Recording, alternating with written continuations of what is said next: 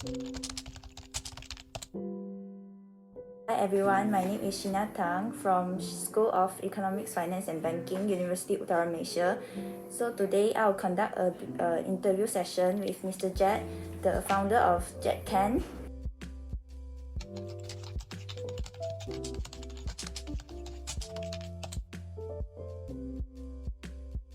Thank you for the cooperation that you've given to me, Mr. Jet. So first of all, let's introduce yourself, Mr. Jet. Name is Jet Ong.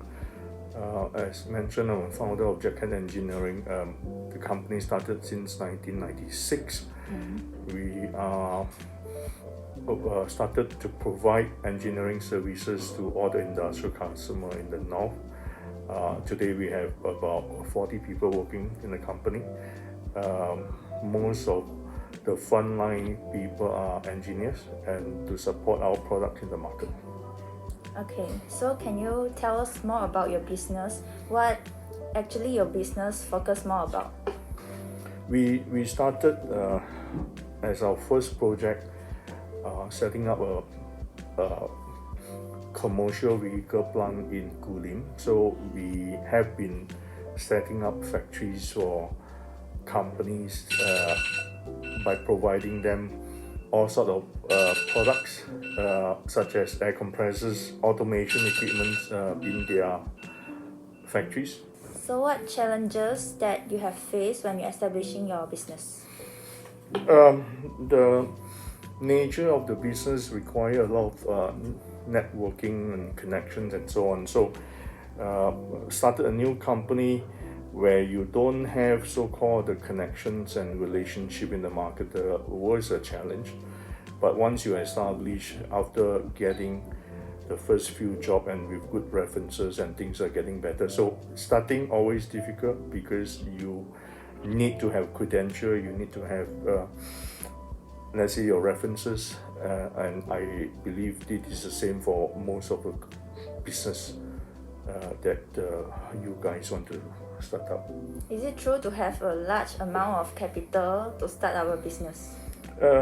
It depends. I mean, we started as a little bit of consulting, and so the capital requirement is not that much. But moving ahead, where we have to bring a lot of automation machinery into the market, it was very capital intensive. So fund is needed, and again, after you started a company for years and you have a track record, so you can also talk to your bankers and getting them to support you in working capitals and whatever funds you need to bring the equipment into the market. Okay, I understand. So based on your knowledge, what you understand about the ethics and governance?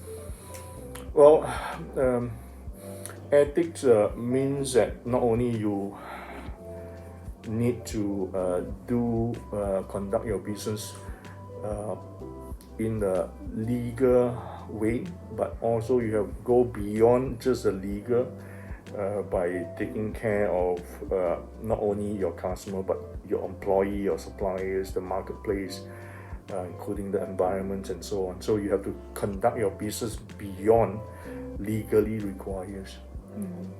So how you practice the business ethics and governance to your employee? Do you have any specific guidelines or modules to your employees or what? We have employee handbook, so the handbook clearly lists out all the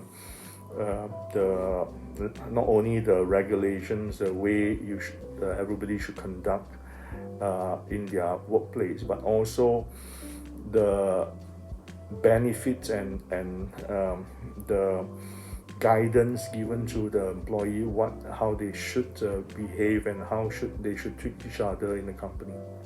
Okay. So what do you think if the impact to your business if the ethics and governance didn't apply to your business? Well, I mean, for any businesses, not only ours, if you don't have ethical conduct, I don't think any business is sustainable. Meaning that if you are skirting in a gray area, one of these days you're going to have problems.